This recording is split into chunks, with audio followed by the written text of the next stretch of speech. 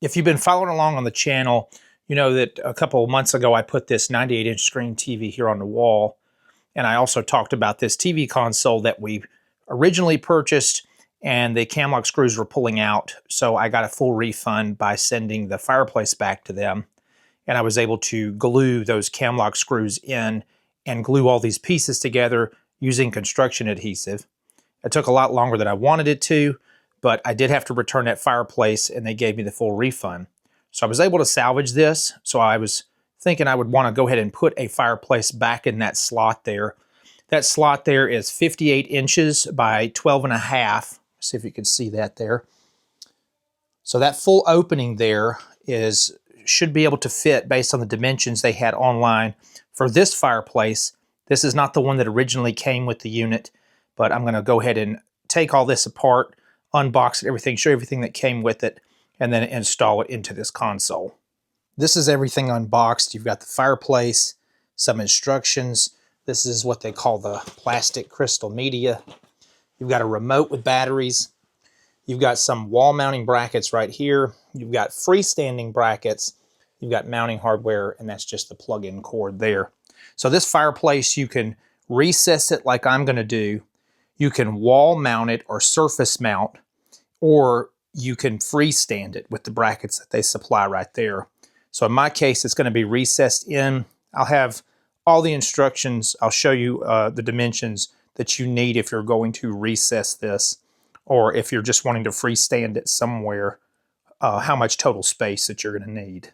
First thing for my application, you've got to take these screws out on each side of the panel to get this front trim piece off. And then there are a couple of screws in there that hold the front glass on it. And this is glass. This is not plastic. So I'm going to get these screws out. There's 4, 2 on this side, 2 on the other side to get this trim panel off. Now that I've got that side trim panel off, now you can see these are the screws and these are the little trim pieces that hold this piece of glass in. So there's one of these on each side. You've got to take 6 total screws out, 2 of these little tabs. These are the mounting tabs for my application when I'm doing that flush mount. So we will be running screws through this into this panel here. And I am probably going to put some wood behind here to strengthen that because I don't really trust just that little piece there to hold this weight of this Fireplace. It's not super heavy, but I just don't want it pulling through this area right here. All right, I've got the frame off and I've got the glass out. And before I tried to do anything else with mounting this in, I was going to show you, I tested the flame here. So I wanted to make sure before I do anything, waste any time doing all that, is this thing even working properly? It's pretty realistic on the flame. One thing I do like too is it's got colors actually down here in the bottom. So down in that bottom piece, it's not just LEDs on the fire itself. I don't know if you could see that. That's before I put the crystals in there. And it's got several different colors here that I'm cycling through. And I'll do some more testing once I get it completely in there. I haven't tested the heat yet, but I will do that. It has a 750 watt and a 1500 watt setting. If you're wanting to recess mount this like me, I'm going to say you need about 57 3/4 on the width. I'm rounding you kind of to the nearest quarter there. And then on the height, you're going to need about 12 1/4. So hopefully that helps you out. And I'm kind of giving a little bit of room for just those little studs on the screws heads kind of sticking up a little bit. So about 12 1/4 on your height. And you're going to need 57 3/4. On your depth, you're going to need at least, I'd say about 5 inches. If I can give that to you there. Maybe 4 3/4. They like you to have a little bit of space from the back side though, so nothing's contacting that. But I'm just going to say go with 5 inches minimum and give yourself about 3 to 4 inches on the depth just to make sure nothing's touching the back. The heat itself comes from this centerpiece though, right here. It's going to blow out the front. It's not going to blow out the top and blow out the back, but you want to give yourself enough space for air to kind of pull through that section. I didn't show it earlier, but this is that wall mount bracket. I'm not using that, and for my application, I'm just going to leave it on the back of this Fireplace once I mount it inside here. I went ahead and put the Fireplace in place and marked where the tabs need to be drilled out. You can see how I was mentioning, this is a pretty thin piece of wood, so I'm not just going to drill into this directly. I'm going to put a piece of support wood behind here, and for mine, I may have to drill to hold it in on the other side of this cabinet, or I may have to staple that or something to make sure it's not going to come out. But I want to make sure I've got really good solid wood behind there. This is really kind of a press board with a laminate over the top. So I don't think that that's enough to support, or I don't trust that enough to support this fireplace.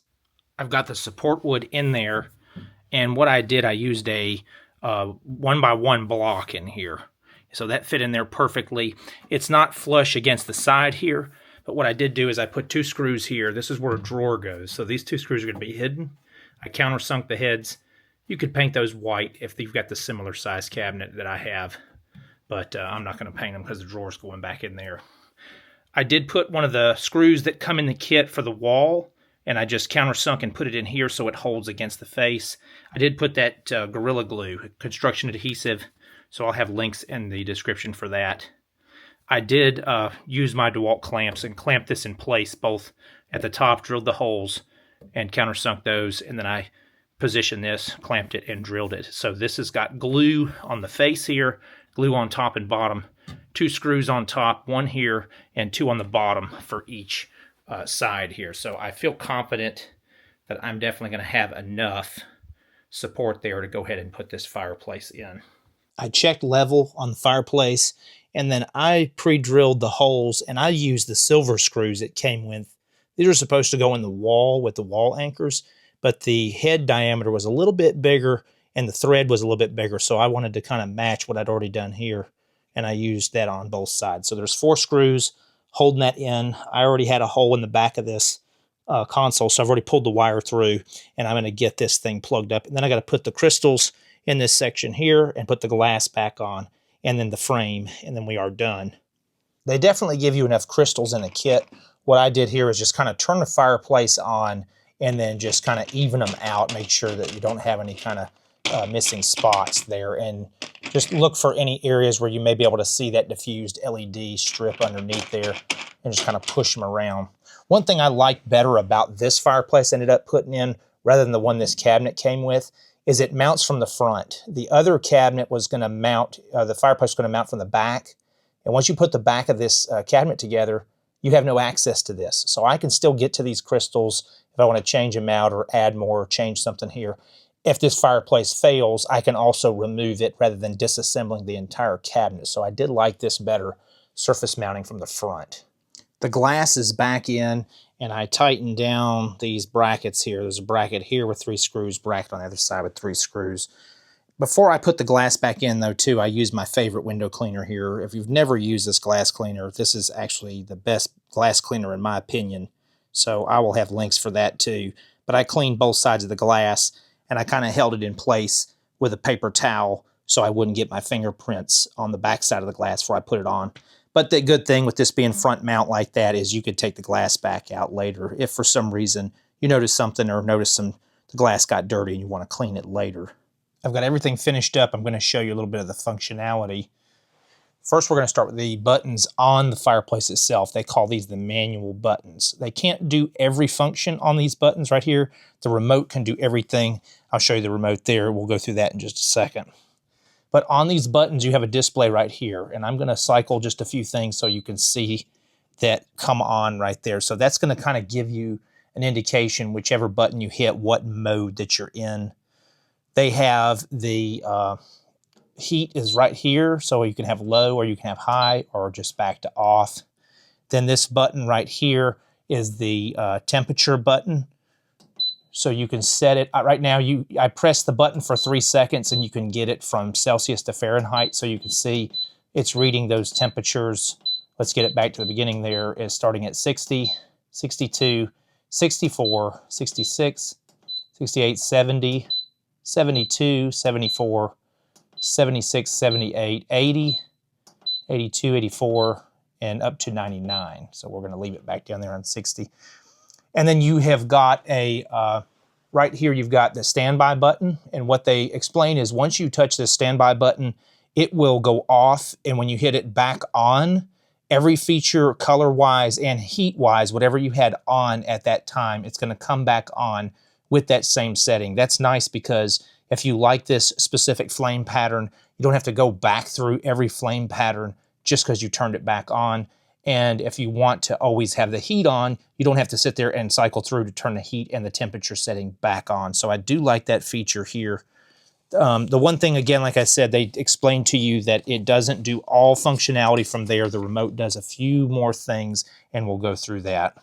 Okay, on the remote, a couple of things that are available on this remote that are not available on the manual buttons.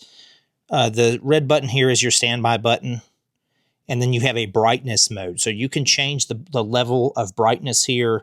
It's got, let's see, it's got up to 5 different brightness levels. So that is this button right here. And then you've got the flame button right here. That's where we change the color of the flame. And it mentions it's got 9 different colors and an offsetting on that.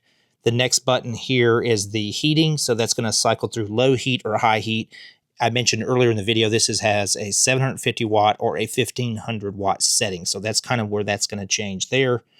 To this side right here is the temperature setting. That's where I showed you just a second ago, where you can change it from 60 all the way up to 99. So I believe what it would do is kind of measure the temperature in the room. And if you've got it set there, it's going to regulate the temperature like a thermostat. So it'll set that and come off and on depending on what the temperature in the room is. Interesting enough, this thing has a timer, a 7-day timer that you can set. I will kind of show you the instructions after we talk about this on how you do that. It's probably a little bit better for you to read that slowly than I can explain it. But there is a way for you to do a 7-day timer where you can make this thing come off and on and have the settings that you want on there. So there's also a timer here. That's this button right here. That timer is just going to be like if you're sitting here and you want to have it on and shut off in an hour or 2 hours, just in case you're going to bed that night or you're going to take a nap and you don't want it to be on. It can go all the way up to a 9-hour timer and then back to 0 where there is no timer at all. On this one right here, this is the time. This is where you're going to set the time and you're going to tell it what time of day it is. And again, I'll show that where it explains that just a little bit more detail than I can do probably in this discussion here. And then they kind of use that same button there as the enter button is what I understand. And maybe we missed a button there. So yeah, we've got that. Yeah, so that's the enter button there. So that way, once you've entered, I think you're going to use that more when you're working with your time, 7-day timer and things like that. Here is a little bit more functionality about that remote. You can pause at this time and zoom in on any of these features if I missed anything on the buttons of the remote there. And then I'm going to turn the page here, show you. This is the part where it's talking about how do you set up the time right here. How do you do the 7-day timer? It also has a few other safety features like the open window detection. So if it notices the temperature of the room drop too rapidly, it's going to have a setting that says OP, lets you know that there's an open window. It'll shut off the heater until everything goes back to normal. It has an adaptive start control, so there's some different things here that maybe you want to read over differently.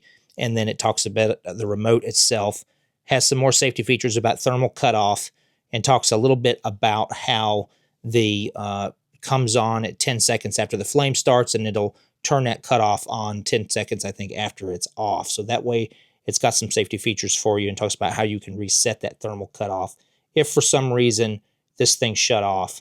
So you could pause at this point, read through those sections of the manual.